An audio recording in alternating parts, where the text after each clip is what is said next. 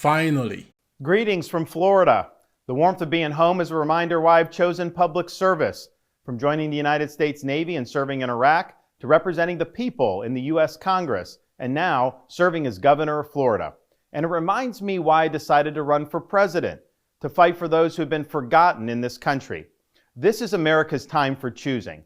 We can choose to allow a border invasion, or we can choose to stop it.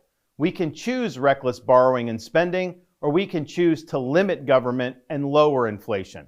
We can choose political indoctrination, or we can choose classical education. These choices are symptoms of the underlying struggle to ensure that constitutional government can endure and that Western civilization can survive. And we launched this campaign to bring accountability to government, regain sovereignty at our border, and restore sanity to our society. We cannot succeed as a country if we allow our nation to be invaded, our currency to be debased, our cities to crumble, and our kids to be indoctrinated. The DC elites who facilitated this mess do not care about you, and they do not work for you. They work for themselves. They seek to accumulate power at your expense to pursue an agenda that is harmful to the American people. Citizens do not serve politicians. It is the duty of politicians to serve you. Talk is cheap. Actions speak louder than words. Reversing the decline of this nation requires leadership that delivers big results for the people we are elected to serve. I have a record of leading with conviction, championing an agenda marked by bold colors, delivering on my promises, and defeating the people who are responsible for our nation's decline. That is the type of leadership we need for all of America. Now, over the past many months, Casey and I have traveled across the country to deliver a message of hope that decline is a choice and that we can, in fact, succeed again as a nation. Nobody worked harder, and we left it all out on the field. Now, following our second place finish in Iowa, we've prayed and deliberated on the way forward.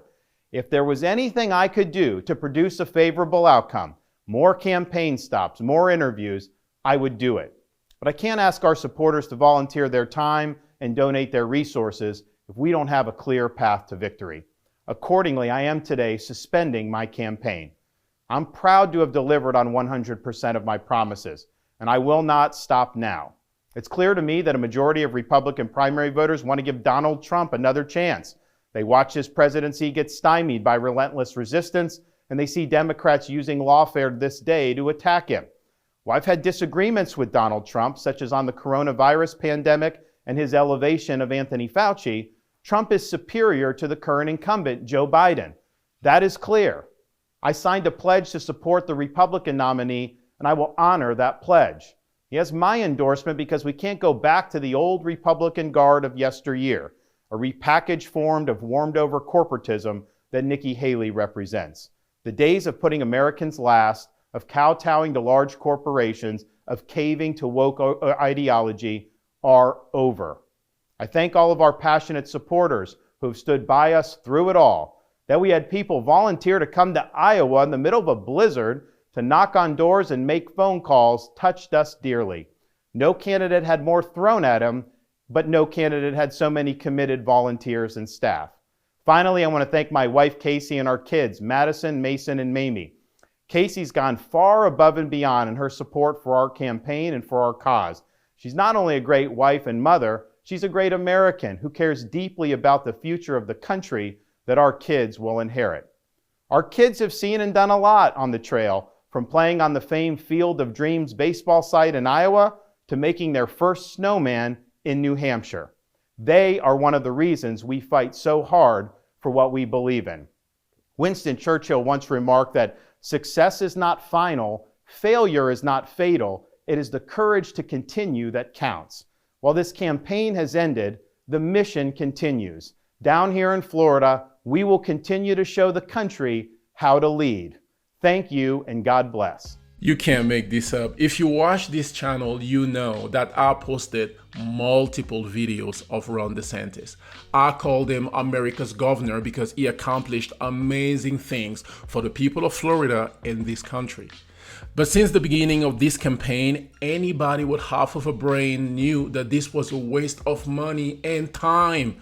What was he thinking? It's like somebody or some people were forcing him into doing this. People online said his wife was forcing him into running for president.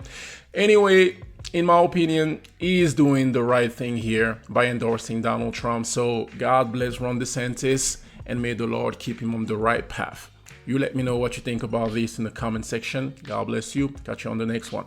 Trump 2024. Here, I signed a pledge to support the Republican nominee, and I will honor that pledge. He has my endorsement because we can't go back to the old Republican guard of yesteryear, a repackaged form of warmed over corporatism that Nikki Haley represents.